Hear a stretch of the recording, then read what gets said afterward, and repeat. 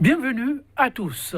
Plus que quelques heures et l'école béninoise ouvrira à nouveau ses portes. Si enseignants, apprenants et parents d'élèves, chacun de son côté s'active, à qui mieux dans les préparatifs, les appréhensions quant au déroulement de l'année en toute quiétude sont plus que manifestes. Recadrage du droit de grève, modification du statut des agents permanents de l'État et autres décisions non avenues au dire des travailleurs amènent plus d'un à retenir le souffle. Ces divergences de vues et bien d'autres ont-elles finalement été aplanies avec l'effectivité de la tenue de la deuxième session ordinaire de la Commission nationale permanente de concertation et de négociation collective de l'année 2018.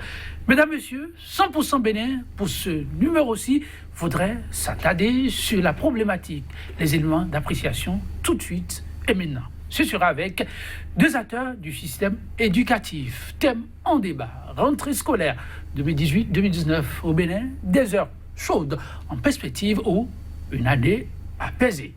Pour nous édifier, c'est Massa Eloge Lézimin, déjà sur ce plateau. Professeur certifié de physique et chimie, il est syndicaliste. C'est Massa Eloge Lézimin, bonjour. Bonjour Joël, bonjour également aux amis téléspectateurs. Merci de répondre à notre invitation. C'est moi. En face de lui, un autre syndicaliste, lui là non, Jean-Eudes Tomawa, professeur certifié, il est également, mais intervient en mathématiques.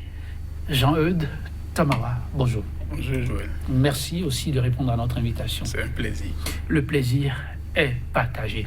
Des enseignants bloqués à blanc, très heureux de pouvoir démarrer une nouvelle année scolaire, mais cette fois-ci avec des moyens subséquents. En tout cas, c'est ce qui se dit dans l'opinion publique. Au demeurant, il serait sorti de cette grande rencontre pour le dialogue entre partenaires avec la coquette somme, tenez-vous tranquille, de 12 millions de francs CFA, en lieu et place de 10 millions attendus. Éloge Lézimin. Alors, c'est quoi aujourd'hui la tendance des enseignants qui peuvent oublier un peu le passé et finalement conduire la BAC scolaire en toute quiétude avec de très bonnes notes à l'horizon? Ce qu'on peut retenir. Bon, ce n'est pas notre avis, mais de toute façon, ce qui se passe là, c'est classique. On est habitué à ça. Ce qui se passe est classique. Qu'est-ce que ça signifie? Ça signifie que c'est traditionnel. Vous attendez à recevoir 10 millions, on vous a donné 2 de plus, 12 milliards. 12 milliards. Ah, milliards, c'est un milliard. Mesdames, messieurs, oui, rectifions, parce que, oui, vous comprenez un peu, la nouvelle, quand on l'a pris dans un contexte de morosité, on s'est demandé si on ne se trompe pas. Ce ne sont pas des millions, tenez-vous tranquille, mais des milliards. 12 milliards. Merci pour la précision. Alors, le sourire, les lèvres doivent être plus élargies que ce à quoi je m'attendais. Quand je disais que c'est classique, 12 milliards ou 10 milliards, c'est traditionnel, ça ne date pas d'aujourd'hui. À la veille de chaque rentrée, les enseignants percevaient toujours leur prime. Peut-être là où on peut penser que le gouvernement a fait des efforts, l'année dernière, ce qui s'est passé, les enseignants sont restés sans leur prime jusqu'à la fin. Comme cette fois-ci, ils ont trouvé des formules pour payer toutes les primes, tant mieux, on les remercie pour ça. Mais le débat n'est pas là. Pourquoi c'est autour des petites primes des enseignants que ça glose? Tenez-vous tranquille. Les primes dont nous parlons, c'est quoi? Ça signifie quoi? Quand nous prenons un enseignant, ce qu'il reçoit, ça tourne autour de... Le minimum, c'est 109 000. 121 000 et enfin 161 000. Au niveau des 109 000, nous avons des primes de nuit. Monsieur Joël, tenez-vous tranquille. 12 500. Ah, si nous faisons le point, ça fait environ 1040 par mois. C'est ces primes-là. Pourquoi le gouvernement ne dit pas à la population, voilà, c'est vrai, nous avons donné des milliards, mais chaque enseignant, il a reçu 109 000. Chaque enseignant a reçu comme prime annuelle de motivation. Prime annuelle de motivation. 12 000. Prime annuelle de rendement. Quelle prime on appelle rendement? Si vous êtes enseignant... Annuel, vous dites ou oui, vous faites là un lapsus? Non, mais ils sont là, ils peuvent venir démentir. Annuel de rendement. Il est là, il sait de quoi je parle. Mais quand vous avez gardé des classes d'examen, classes d'examen, c'est-à-dire la 3e ou bien la terminale, vous regardez 50 classes d'examen. Annuel, par an, on vous donne comme prime de rendement 12 500. Et c'est quand on fait la somme qu'on trouve des milliards. Mais la théorie de la pauvreté, comme les autres n'ont pas trouvé à manger 3 fois par jour, bien 4 fois par jour, quand ils entendent des milliards, ils giclent. Ils se disent, mais nous on n'a pas mangé et on parle de milliards. Or, chaque enseignant est en train de recevoir 12 500, 109 000, 121 000. Ces primes, on les payait sans nous, moi j'ai entendu le ministre d'État, Biochane, hier, quand il disait qu'ils ont bien préparé la rentrée. Mais on revient sur les préparatifs de la rentrée. On a bien préparé la rentrée, mais autour de cette somme qui réjouit beaucoup de parents, quand même à votre place, je ne vous le mens pas, c'est à dessein qu'on a eu du mal à dire milliards.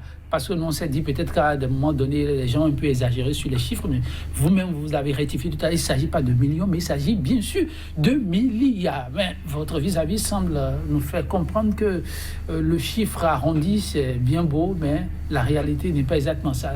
C'est vrai? Bon, c'est exactement ce qu'il a dit, et c'est vrai. C'est-à-dire, le gouvernement reste dans la traditionnelle communication, et les journaux pro-gouvernement ont titré que les enseignants ont reçu 12 milliards, ça veut dire que la rentrée est bien préparée. Oui. Tenez-vous tranquille, les 12 milliards, comprenez que les primes des enseignants sont payées. Le gouvernement a prévu envoyer les subventions dans les établissements. C'est eux qui ont fait la somme à leur niveau. Ce qui est tombé dans la poche des enseignants, moi j'ai perçu 121 000, c'est ce qui est envoyé dans mon compte à la BOA. Donc ce n'est pas extraordinaire.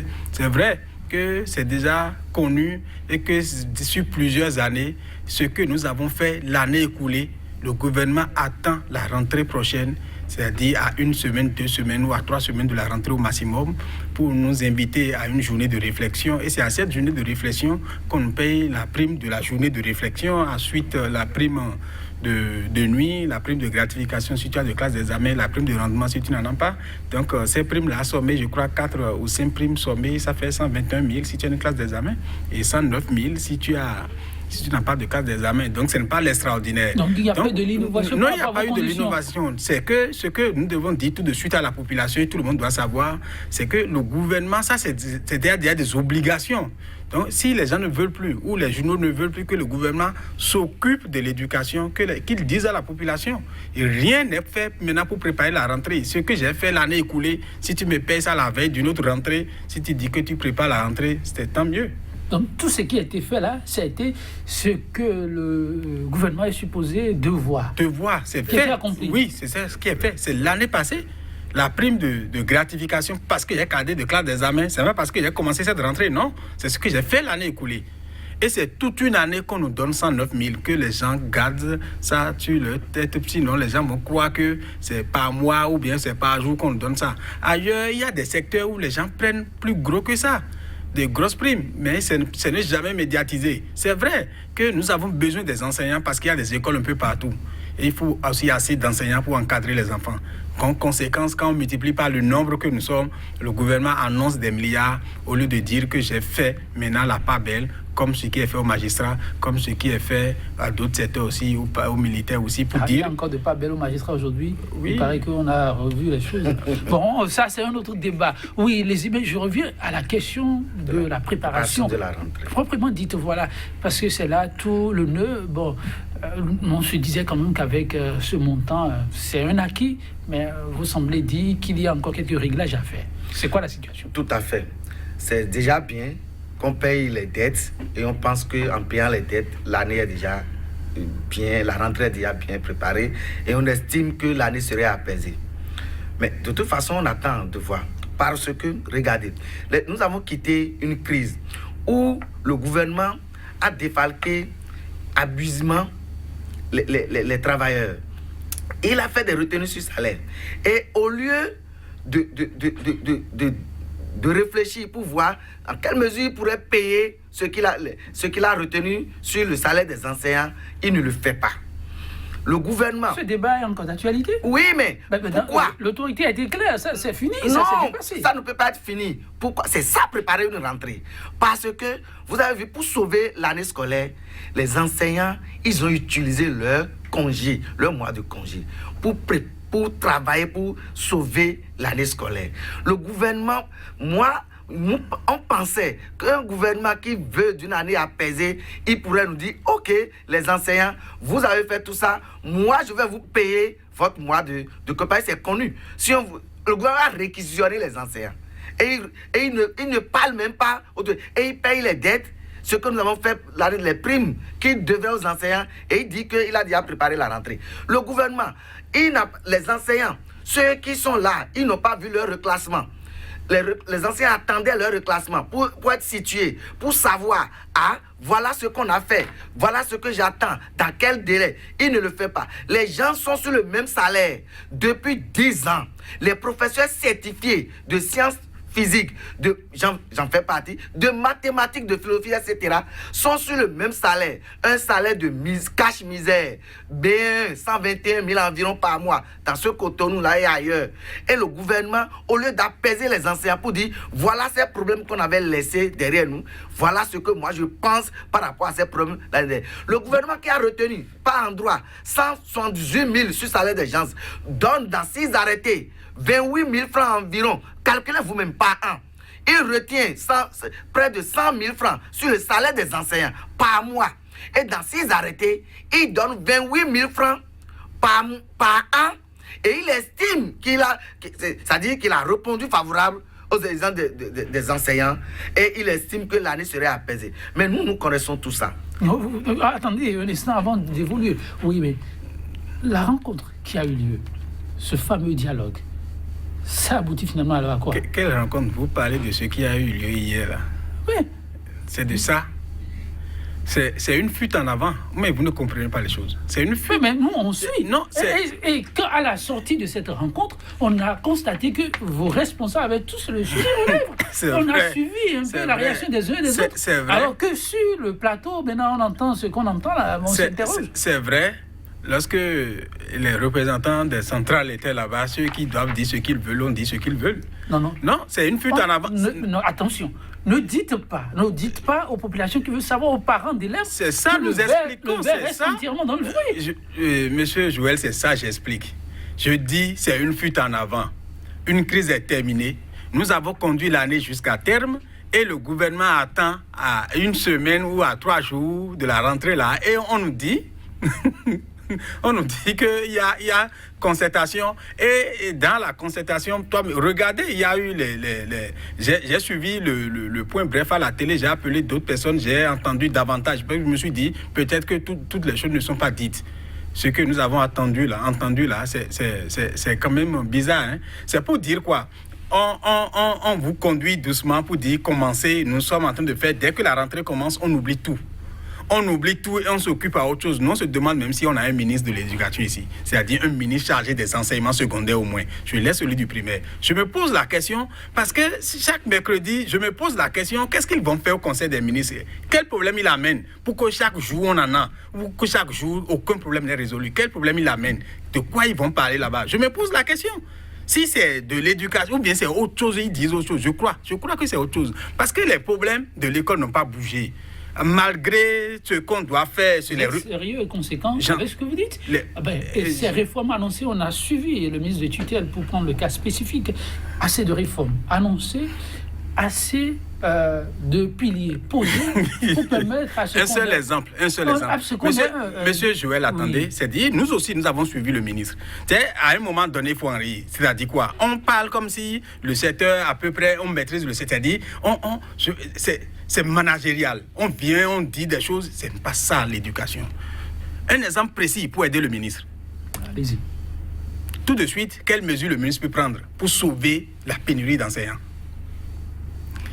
Tu as des enseignants qui sont bien formés et qui vont vaquer aux occupations du privé. Et le privé sollicite. Mon téléphone ne cesse de sonner.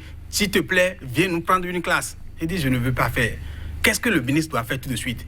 Dis à tes enseignants qui sont compétents là, au lieu qu'ils te laissent tes classes d'ici, demande-leur, chacun dans son collège, après ces 18h ou 20h, parce que nous avons ces deux catégories d'enseignants, prends une classe supplémentaire. Mais tu ne vas pas payer les classes supplémentaires. Quel avantage que cela tout de suite? Lorsque tu leur donnes une classe dans son propre collège, ça ne lui permet plus de faire encore les 2 heures d'AP. Ça veut dire que ça sauve les 2 heures d'AP des honoraires. Tout au moins, on va diminuer la quantité de professeurs honoraires et on aura maintenant la qualité des enseignants. C'est des mesures qu'on peut prendre parce qu'on ne peut pas rester dans un ministère passer 1 an pour dire qu'on ne réfléchit pas à ce système-là. Ce n'est pas recruter aussi des enseignants qui résout totalement le problème. Il y en a plein qu'on peut faire tout de suite et régler ce problème-là. Et on tape ailleurs le serpent le temps de fuir.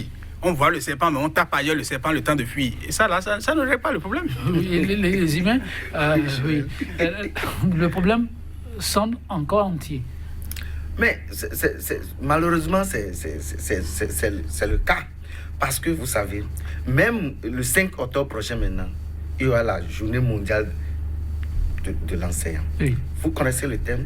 On a dit, le droit à l'éducation est aussi le droit à un personnel enseignant qualifié, mondialement reconnu. La question de la formation de l'enseignement, le gouvernement en a fait une priorité. Quoi? Qu'est-ce qui se passe chez nous ici au Bénin? Je vais vous dire, il dit des fuites en avant. Depuis 2011, c'est-à-dire le plan de formation 2011-2013. Ce plan-là avait prévu en 2011 pour être certifié 1055, 2012, 1602, 2013, 1481 pour être certifié à recruter. Vous êtes journaliste. Vous pouvez aller facilement les interviewer. Demandez-leur de vous sortir les statistiques pour dire est-ce qu'ils ont pu recruter ces professeurs-là certifiés de... Et qu'est-ce qu'ils font? Le peu qui est là, qui est allé même se faire former par ses propres sous, qui environ 200, on refuse même de le leur reconnaître. Mais ce débat aussi semble être classé, à moins que vous n'ayez pas bien suivi. Le ministre s'est annoncé qu'on va corriger ceci. Bon, de toute façon, que veut l'homme? Si vous n'avez pas encore ce que vous voulez en mettre comme ça, c'est comme le malade qui est à l'hôpital. Vous n'y croyez pas? Mais c'est comme du parfum, parce qu'on est habitué à ça. Les promesses là sont comme du parfum. Vous voyez, ça se volatilise. Non, mais mon collègue doit compléter ceci. C'est-à-dire qu'on va corriger. Oui. Depuis qu'on est en train de corriger, c'est pourquoi je me demande les mercredis, là, on sacrifie les mercredis à quoi? Si ce n'est pas aller faire... Le secteur, c'est au Conseil des ministres, c'est chaque secteur qui est représenté. Joël, oui. Le secteur de l'éducation, le corps d'enseignants est un corps d'élite. Et là, on ne doit pas s'amuser avec. Vous le savez mieux que moi. Regardez dans les autres pays où on parle de... Les enseignants ne font pas grève. Allez regarder le contenu de leur statut particulier. Allez regarder comment on les traite. Allez regarder les normes. Combien d'enfants ceux-là gèrent par classe. Quelle est la part de leur budget. Mais le monde est mondialisé aujourd'hui. Allez regarder le budget de ces pays-là. Quelle part ils réservent à l'éducation. Et on nous demande de nous comporter comme ces gens-là. Mais on n'est pas prêt à faire comme ce que les autres font pour leur système éducatif. Mais les gens, il y a des professeurs qui sont en catégorie A3, qui devraient être repartis à la formation depuis 3 ans. Mais ils sont là, on n'en parle pas. Tas de problèmes, c'est tout comme si ce qui fait seulement d'une année apaisée pour les autorités depuis fort longtemps, là, c'est le paiement des primes de la rentrée. C'est les subventions. Et tout le reste, quand le ministre nous dit que, bon, les autres problèmes, on a fait des projets de communication, c'est bientôt en conseil de ministre, on ne voit pas la suite, on ne communique pas autour. L'enseignant qui est là à la veille de la rentrée, qui l'année dernière était stressé, il veut commencer une rentrée, et par rapport à sa carrière, il ne sait rien de tout ça. Monsieur Joël, vous croyez que dans sa tête, il pense à la rentrée? Mais il a été dit, Jean Thomas, oui, par rapport à ces questions-là, on a bien entendu, l'autorité dit, les professeurs certifiés comme vous, oui, pour ces rentrées, seront payés au plafond. Quel plafond? Je ne suis pas honoré. Qu'est-ce qu'il met dans le plafond? Il met dans le plafond ceux qui sont honorés. Ceux qui sont honorés seront payés à 2500 l'heure. C'est des annonces. Quand est-ce que ça sera appliqué? C'est des annonces.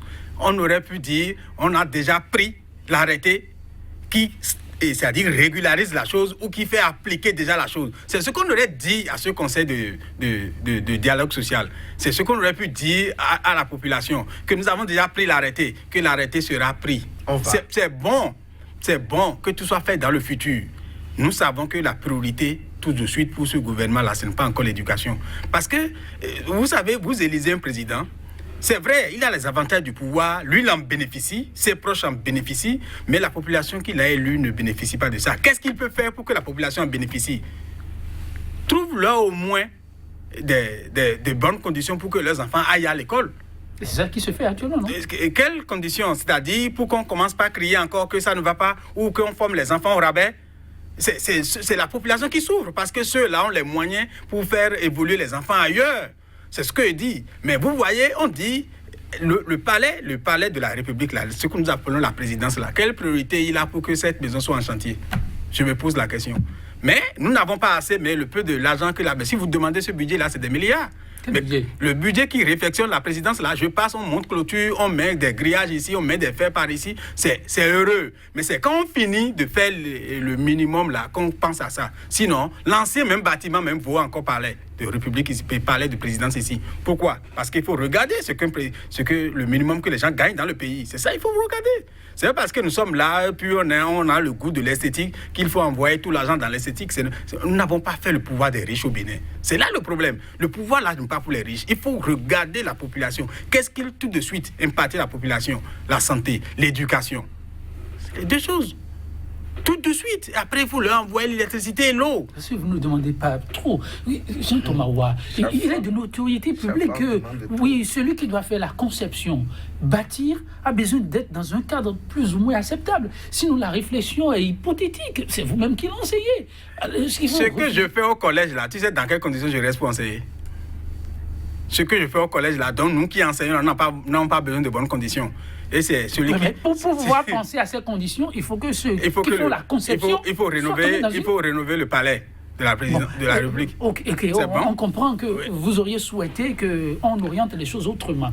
Alors, pour l'existant aujourd'hui, est-ce qu'on ne peut pas certifier déjà de ce que les dés ont été jetés au bon endroit pour que la rentrée qui s'annonce soit des plus heureuses, au moins pour les parents? Je vous dis ceci, aucun bon n'est jeté, aucun dé n'est jeté à de bons endroits. Ce que nous voulons tout de suite, nous allons accorder la bonne foi à ce gouvernement. Nous allons lui accorder la bonne foi. Cette expression-là? Oui, accorder la bonne foi. On s'est rappelé des choses. Hein? Oui, nous lui accordons la bonne foi de rester en observation. C'est vrai qu'il aura gagné un pari, parce qu'on ne va pas perturber l'année scolaire pour que les élections législatives se passent correctement. C'est vrai qu'il aurait gagné un pari, mais tout n'est pas fini. Je vous assure tout. Ils peuvent voter, ils peuvent même dire que la grève là n'existe plus au Bénin. C'est pas grave. Mais nous savons que à un moment donné, si on ne peut plus, on va organiser la résistance. On va résister pour dire que ne tuez pas le pays. Parce que vous allez passer, le pays va demeurer. Nous allons résister fortement pour dire... Ne saccagez pas l'éducation, parce que mes enfants vont à l'école ici. Oui. Il parle, vous avez vu, c'est dans ce contexte-là qu'on parle encore de recadrage de droit de grève. Oui, vous voyez ce que justement, il a ouvert cette petite fenêtre. Vous voyez ce que ça signifie là-dessus. C'est un système. Ça signifie tout simplement quoi? Je ne veux pas leur donner ce qu'ils réclament. Je communique pour faire semblant que je leur ai donné quelque chose. Et je mets des balises de l'autre côté pour les empêcher. Vous avez vu ce qu'ils ont fait? Ils ont retiré le droit de grève. Ils ont fait relais. Non, ils n'ont plus fait retrait du droit de grève maintenant. Non, c'est vous pouvez gréver quand vous voulez maintenant. Non, comment? Mais avec des balises. Mais vous grévez. 10 jours. Vous grévez quand même. C'est suffisant. 10 jours là. Mais nous là, comme il a dit, ce n'est plus ça notre problème. Parce que nous avons compris aujourd'hui que même la qualité de ceux qui nous envoient ces lois-là, ça pose problème. Parce qu'on a l'impression, regardez, on les connaît et on va dire ça aux jeunes, de les regarder. C'est les gens qui ont la propriété du liquide. C'est-à-dire, ils se conforment au récipient dans lequel ils se trouvent. Sinon, on les connaît. Un député qui vote une loi doit être un député modéré. Le législateur doit être modéré. Il doit être convaincu de ce qu'il fait. Mais regardez leur profil. On connaît, on sait de qui il s'agit là. Ceux qui votent ces lois-là, on les connaît. Comment vous voulez que les citoyens, les enseignants respectent ces lois-là en regardant... Attention, vous êtes dans la République. Non, et oui. Ce sont vos élus du peuple. Il ne faut pas dire comment les... Ah non. Ce qui nous intéresse il faut ici, respecter ce qui a été établi. Monsieur Joël, ce qui nous intéresse ici, c'est la motivation des lois.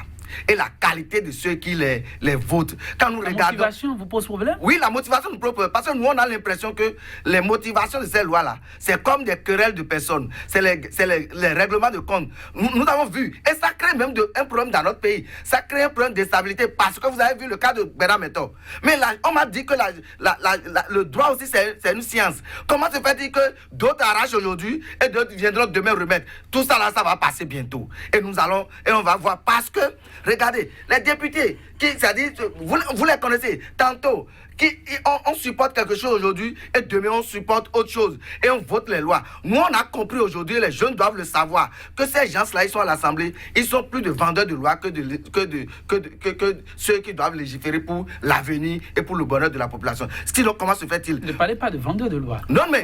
Aucun test n'est vendu. Mais rien n'est fait, monnaie payante. Non, c'est mon point de vue. Tout laisse à croire qu'ils ne votent pas pour l'intérêt de la population. Ils votent seulement pour leur intérêt propre. Et le problème que ça... Joël, regardez ça un peu de près. Le législateur reste la seule. Un législateur reste la seule. Et ils n'appellent même pas les intéressés. Et ils envoient des lois. Ils ne discutent pas avec eux. Et en lisant à travers les lignes, on a l'impression que c'est une vengeance. C'est-à-dire, je le fais. Sinon, dans ce pays, vous avez entendu, non? Les députés, les mêmes qui sont encore là. Ils ont dit, les magistrats, ils n'ont pas voté pour moi. Moi, ils veulent leur retirer le droit de grève. C'est comme ça que les législateurs se comportent. Mais on les attend au carrefour. Nous, on va expliquer aux jeunes de les regarder. Parce que maintenant, ça devient un rapport de force. Au moment où le droit de grève n'existait pas, nous connaissons ce que la classe ouvrière a fait pour que ce droit-là soit acquis. Maintenant, ça devient un rapport de force. Et nous allons résister, comme il est en train de le dire. Nous allons partir à l'école. Il n'y a pas que cette manière de faire de la grève. Nous serons à l'école et nous allons faire de la grève à l'école. Ils ont le temps de le constater. Vous savez que les parents sont nombreux à vous suivre. Oui. Et ont besoin de savoir ce qui est. Les propos là ne sont pas rassurants. Non, ce que nous disons aux parents aujourd'hui, c'est dans leur intérêt. Ce que vous venez de dire là. Oui, c'est dans leur intérêt. Parce que si nous ne faisons pas ainsi, nous n'allons pas sauver la République. C'est tout comme si on dit que c'est de leur droit. Mais ce n'est pas un droit absolu. Quand eux nous disent que nous abusons du droit de grève, comment nous on peut évaluer leur abus de légiférer? Nous, on a l'impression qu'ils en abusent aussi. Ces gens-là, si on ne les arrête pas, ils peuvent se lever un jour pour dire que vous n'avez pas le droit de prendre des femmes blanches, des femmes noires dans ce pays-là. Mais même le droit naturel, ils vont légiférer pour dire que c'est interdit. Le droit naturel. Ils vont te dire que tu ne peux pas manger 2 fois par jour. Parce qu'ils en abusent. Il faut reconnaître-le. Et on va tout faire. Nous sommes dans la population. Et on a commencé.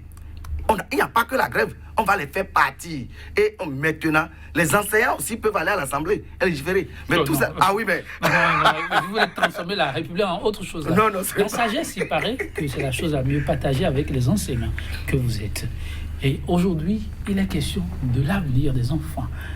Et là, c'est la question de la performance en salle de classe. Vous avez de tout temps été NDC. Aujourd'hui, avec un peu de recul, et les différentes sessions qui ont été faites, parce qu'il paraît qu'il y en a eu. Tout le monde est au pas pour offrir quand même un enseignement de qualité aux enfants, parce que prêt à aller au moins en classe. Parce que c'est le début. Vous avez dit, vous voulez accorder le crédit confiance à l'autorité, l'observer. Par rapport au rendement, à quoi peut-on s'attendre? Le rendement sera aussi optimal. C'est vrai que les enseignants ne sont pas motivés. Mais je crois... Jusqu'à là, on parle? Oui. Les enseignants ne sont pas motivés. Et moi qui suis, je ne suis pas motivé. Et je connais un bon nombre de collègues qui ne sont pas motivés. Sinon, tous, les enseignants ne sont pas... Vous voulez dire que vous voulez démarrer la rentrée avec beaucoup de pincement au cœur? Avec beaucoup de pincement au cœur. Qu'est-ce que nous avons réclamé? Il y a trop de choses. Maintenant, je ne regarde plus même les réclamations à incidence financière. Vous regardez quoi? Nous regardons maintenant, c'est-à-dire quand nous avons fini de réclamer là, nous regardons maintenant le gouvernement qui dit normalement, vous n'avez pas besoin de faire la grève, allez au cours, et on avait refusé en son temps, allez au cours, que tout sera réglé. La rentrée veut commencer, rien n'est réglé. Donc comprenez que les gens sont meurtris. Ils sont meurtris. Ici, ils disent, c'est comme ça. Aujourd'hui, j'ai reçu un appel d'un collègue professeur certifié d'économie. Il disait, donc ils n'ont rien dit, on va commencer le lundi. C'est ce qu'il a dit. Que ça suffit pour le téléspectateur qui comprend. Dieu va nous accompagner. C'est-à-dire, Dieu viendra au secours. Oui. C'est ce qu'il a dit. C'est-à-dire, un enseignant qui veut effectuer une rentrée le lundi ne peut pas sortir cette phrase parce qu'il doit avoir de l'amour pour ses élèves. Mais je crois la déontologie du métier nous amène, lorsqu'on prend la craie, à donner le meilleur de nous-mêmes. Nous allons commencer, nous allons travailler. Il ne faut pas que le gouvernement se dise que c'est un pari gagné. C'est faux. Si le gouvernement se dit que c'est un pari gagné, il se trompe. Nous allons commencer. Les parents d'élèves, ils seront rassurés dès le lundi que les enseignants iront chercher les emplois du temps et voir ce qu'ils vont commencer par faire dès ce lundi-là. L'autre chose, c'est qu'il a d'autres choses qu'on doit faire normalement pour rendre ce secteur-là performant. Et le ministre, je crois, à la télé parlait de professionnalisation. Je crois que lui-même ne comprend pas de quoi il s'agit. Attention, oui. Un éminent professeur. Jean-Pierre, permets-moi, l'enseignant n'est plus à présenter. Vous en savez beaucoup, j'imagine. Bon, je crois que si c'est comme ça, les États-Unis ne seraient pas développés. Eux n'ont jamais regardé les diplômes. Qu'est-ce que tu sais faire? C'est ça qui a fait développer le pays là-bas. C'est le diplôme là qui nous fait retarder. Et quand on en parle, et bon, je ne vais même pas aller sur ce terrain, sinon les éminents, ce qu'on a fait, nous on a fait à l'université, on sait ceux qui comprenaient papier là-bas, ceux qui faisaient aussi, laisser tomber. Et je ne dis pas que le ministre ne connaît pas, il connaît son domaine, il fait travail pour son domaine. Je ne suis pas littéraire. Mais ce que je sais, je dis, lorsqu'il parlait de la professionnalisation des enseignants, je crois que lui-même ne comprend pas. L'enseignant est déjà professionnel. Et nous, on innove même. Le cours que tu fais dans une classe A, ce n'est pas le même cours que tu feras dans une classe B. Ou le cours que tu as fait dans une classe A cette année, ce n'est pas le même cours que tu dérouleras parce qu'on rencontre des difficultés. Ou sinon, en administrant même l'enseignement, on constate que, ceci, je dois apporter cette innovation. L'enseignant innove de jour en jour. Ils sont déjà des entrepreneurs. Ah bon? Oui, les enseignants sont déjà des entrepreneurs. C'est ce que trop de fleurs. Non, c'est un métier noble. Je vous assure tout. Non, pas de l'autosuffisance, c'est un métier noble et on se plaît. Le lundi, je serai heureux à dire à ces élèves que vous êtes venus et si vous voulez devenir enseignant, venez, que le métier ne nourrit pas son homme aujourd'hui, mais finira par nourrir son homme. Parce que c'est plaisant d'enseigner. Donc, l'autre chose, lorsque je disais parler de la professionnalisation, nous sommes déjà professionnels, donc de regarder tout de suite ce qu'il faut faire pour enlever ça là, parce que c'est des choses, on dit tout ça là, et on explique tout ça là au Conseil des ministres, à ceux qui ne maîtrisent pas le secteur, et bon, tu vois, ça passe, et puis c'est ça, on vient nous retourner après, et quelques temps après, on constate que ça ne marche pas, il faut retourner encore. Non, nous sommes déjà professionnels. Monsieur Joël, bon, peut-être contrairement à mon collègue, je reconnais que le professeur Kapo Maognon, c'est un professeur que je respecte beaucoup. Moi, je ne conteste pas sa volonté de bien faire. Mais ce qui me dérange, c'est un peu la méthode et les résultats qu'on pourrait obtenir. Pourquoi? Parce que quand vous regardez un peu de près, regardez par exemple, nous avons fait une journée de réflexion où on veut que les acteurs du système travaillent bien pour que les résultats, ça se passe bien. Mais les vacataires qui sont à 70% dans le secteur, à cause des primes dont le gouvernement parle là, mais les vacataires là sont laissés. Comment ça? Ils ne participent pas. Non, ils ne participent pas à la journée de réflexion à cause de l'argent. Or, ils sont à plus de 70% dans le secteur. Ils vont prendre les classes aussi le lundi prochain. Ils vont garder les enfants des parents de ce pays-là. Qu'est-ce qui va se passer? Moi, je connais beaucoup d'élèves, ils peuvent promener votre micro, qui ont fait la physique sur le campus à cause de moi. Quand je disais qu'on va faire la grève à l'école, là, c'est quoi? Quand nous prenons la craie, nous savons ce qu'il faut faire. Nous allons travailler. Parce qu'il faut que les enfants trouvent leur intérêt. On va bien les garder, mais on va leur parler aussi, non? Quand on va bien les encadrer, et ils vont trouver leur sort, on va leur parler. On va discuter avec eux pour leur montrer leur bourreau. Et s'ils ne réagissent pas, ce qui va se passer après, ça va suivre. Donc, ces vacataires qui doivent prendre les classes et qui sont majoritaires n'ont pas été associés. Journée de réflexion, pourquoi? Je vous dis que c'est à cause de l'argent.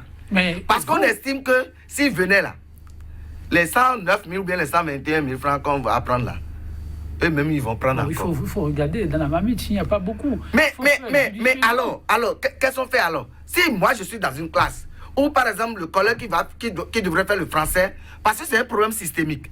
Le collègue qui doit faire le français, si lui, il est un vacataire, et tout ce dont j'ai bénéficié lors de cette journée-là, ou bien la formation qu'il faut, tout ça là, rien. Et les enfants ont des difficultés à répondre là-bas. Maintenant, moi, je peux tout faire Ça ne va pas marcher. Et il n'y a pas un canal de remise à niveau par rapport à ce que vous avez fait et ce que vous appelez traditionnellement des séances de restitution? Non, ce que nous faisons, c'est les AP. Et au cours de ces AP, c'est ça, il parlait de la motivation. Même quand vous regardez dans la démarche, on a l'impression qu'on fait tout pour que les enseignants soient stressés. L'enseignant qui n'est pas apaisé, le ministre, quand je l'ai écouté, il a parlé de contrat de performance. Oui. J'ai dit, tiens, ça c'est une bonne chose. Où on dit que le directeur d'école, que quand le directeur ne donne pas un bon résultat, on va le décharger, le mettre dans une... Quelle humiliation! Ce n'est pas ça qui va donner le résultat. Si le ministre dit ça... Mais ça ne va pas le pousser à... Non, parce que le directeur ne va pas en classe. Ce qui va se passer, c'est quoi, par exemple? Si moi, par exemple, encore que moi, je ne suis pas directeur quelque part, c'est les gens-là qui aiment ces postes-là. Ils peuvent faire en sorte que le directeur va échouer.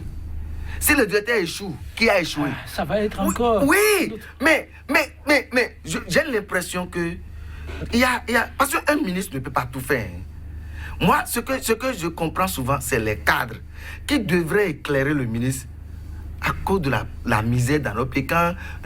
Qui sont ceux qu'on nomme là? C'est nous, des gens qui quittent notre misère là. Un professeur certifié qui était à 300 000, on le sort de là, on le met là, et maintenant il trouve 1 800 000. Quand le ministre dit n'importe quoi que le ministre dit là, quand il dit oui, monsieur le ministre, oui, monsieur le ministre, au lieu de dire au ministre, ça se passe. Ah, mais comment? Au lieu de dire au ministre, oh, ils savent bien ce qu'il faut faire. On dit, ah, monsieur le ministre, on ne peut pas dire qu'un directeur là, on va le faire ceci. Parce que c'est un tout. Il faut motiver les enseignants. Ce qui concerne la carrière des enseignants, leur vie là, c'est de ça, il faut parler avec eux. En discuter avec eux pour dire, mais qu'est-ce qu'on va faire pour y trouver des solutions? Les rassurer. Pour que si l'école démarre, ils vont partir en classe. Parce que tout le monde n'a pas... Moi, je connais des gens qui m'ont dit, Eloge, vraiment, on va voir. Moi, par exemple, je viens d'être affecté dans le sujet. Mais... je suis professeur certifié depuis 2008. On ne me paye pas ça. Mais quand on m'envoie dans l'établissement, vous savez quelles sont les classes qu'on m'a données? On m'a donné une classe de terminale, une classe de troisième, une classe de première. J'ai failli refuser. Je connais des camarades qui ont refusé pour dire qu'ils ne vont pas prendre parce qu'on ne leur paye pas ce qu'ils font. On ne leur reconnaît même pas ce qu'ils font. Vous l'avez dit, désormais, les insubordinations sont punies. Mais non, quelles sont les insubordinations? Je suis professeur certifié et administrativement, on me met bien. Et on me remet les classes que les professeurs certifiés doivent garder. Il y a une subordination là. Je vais dire non, je veux les classes de 6e. C'est ça, il s'agit. Or, on sait bien qu'il n'y a pas de gens qualifiés pour aller garder les professeurs. Tout ce qui se passe là, le problème n'est pas loin, comme il le dit. Pour sauver l'école et consoles, c'est de penser au bien-être de l'enseignant. Et non faire la politique avec l'école pour avoir des... Les humains, ils ouvrent une autre brèche qui pose problème. Brèche que le gouvernement identifie elle-même, la politisation à outrance de l'administration et aussi du secteur de l'éducation. Alors, où se trouve le mal? Si l'autorité même a reconnu là où le bas blesse, il s'est engagé à rectifier le tir. Lorsqu'on fait un conseil sectoriel à 3 jours de la rentrée, donc ce n'est pas la politisation ça? Lorsque le ministre sort à 1 semaine de la rentrée et parle maintenant des réformes que lui veut apporter dans ce secteur-là, ce n'est pas de la politisation. Je dis que c'est des fuites en avant. Ils sont en train de faire de la politique, c'est-à-dire ils ne veulent pas montrer, ils ne veulent pas montrer aux gens qu'ils ne veulent pas faire ce que les gens veulent. Donc on leur montre que nous sommes en train de réfléchir. Comment à 1 semaine de la rentrée on serait en train de réfléchir? À quoi encore? C'est-à-dire que la rentrée n'est pas préparée? Non, la politisation de ça ici, on prend les enseignants comme des intrants pour faire de la politique là-bas. La politisation que nous, on avait dénoncée, c'est-à-dire de nommer les gens politiquement. Mais ici, on communique sur l'école sans faire normalement ce qu'on doit faire pour attirer de la sympathie ailleurs, pour avoir le retour sur l'investissement de l'école. Ça, on fait de la politique avec l'école. On ne gère pas l'école. On fait de la politique avec l'école. On communique avec l'école. Donc, je disais, c'est de cette façon-là qu'ils font leur politique. Parce que nous avons dit, c'est-à-dire, il y a beaucoup de choses qu'il faut rectifier. Le ministre a dit que des A3 ne seront plus censeurs dans des établissements second cycle. Tant mieux. Ça vous embête tout? Non. Est-ce qu'il en a? Est-ce qu'il a des professeurs? Il faut en avoir d'abord. Ceux qui sont A1 et qui doivent être dans les salles de classe, parce que ceux-là sont formés pour la chose. Si tu les nommes tous pour dire que les autres ne seront pas... Le censeur fait quoi d'extraordinaire? Ce que nous avons dit, lorsque vous voulez nommer quelqu'un dans l'administration, il ne faut pas qu'il y ait quelqu'un qui soit sous lui et qui soit plus gradé que le chef, c'est tout. C'est-à-dire, lorsque le directeur est A1,5, il ne faut pas que le censeur soit A1,7. C'est ce que nous avons refusé. Que ça là. Maintenant, si tu dis que c'est tous les agents qui vont venir rester au bureau, c'est pas grave. Il va recruter. Lui-même sait qu'il va recruter pour aller enseigner. Et jusqu'à présent, bon, c'est vrai, promenez vos caméras ou attendez un peu, venez prendre les statistiques de n'importe quoi. L'école, là, il y a les cartes sont là, mais c'est mal utilisé. Nous avons dit de ne même pas nommer les gens comme ça. C'est-à-dire pour que les gens aillent au bureau, quel contrat de performance tu veux signer avec le type s'il ne sait même pas ce qu'on appelle contrat de performance? Parce qu'il n'a pas fait une formation à la gestion administrative. Les gens ne comprennent pas. Mais dans les établissements privés, il n'y a pas de contrat de performance, mais ils sont performants. C'est comme ça, il faut commencer par... Les bacheliers sont même directeurs dans les écoles privées. C'est comme ça qu'il faut commencer par observer la chose. Mais qu'est-ce qui se passe de l'autre côté? Il y a des propositions simples pour que ça puisse marcher. J'ai déjà dit tout à l'heure qu'au lieu de laisser les autres aller faire les résultats là-bas, donnez-leur une classe supplémentaire. Une autre proposition, par exemple? Une autre proposition, il y aura maintenant le suivi de l'enseignant. Parce que là-bas, les enseignants sont suivis, ils ne font pas de n'importe quoi. Et ici, il doit y avoir le suivi de l'enseignant. Parce qu'ils font de n'importe quoi ici. D'abord, il va venir en retard, ou bien il va s'absenter, ou bien il va dire qu'il n'est pas disponible à venir faire « Oh, là-bas, il ne s'absente pas ». C'est là les dangers de la chose. Et maintenant, lorsqu'il va en classe, ce qu'il fait est suivi pour qu'on constate qu'il évolue dans le programme. On fait du saupoudrage dans les classes intermédiaires, c'est à peine on fait 50% du programme.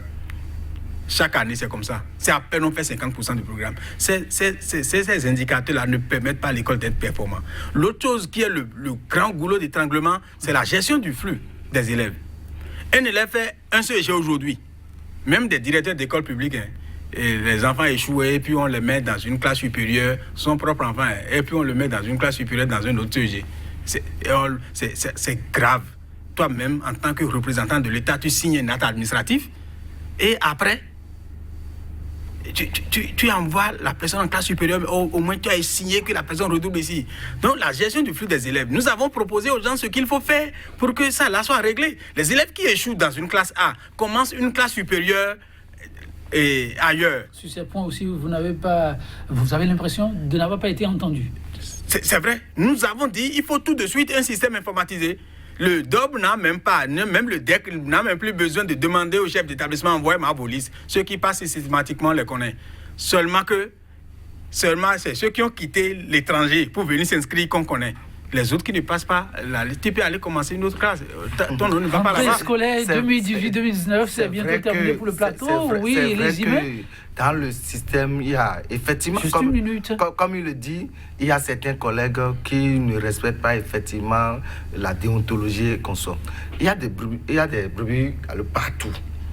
Mais quant à l'autorité de trouver les moyens pour les motiver et les accompagner pour que le système soit... 2018-2019, pour l'année scolaire, comment doit-on pouvoir percevoir cette année pour qu'elle soit la mieux remplie possible? Si on ne sait pas faire avec ce que je vois là, les enseignants sont en train d'aller en classe avec le stress.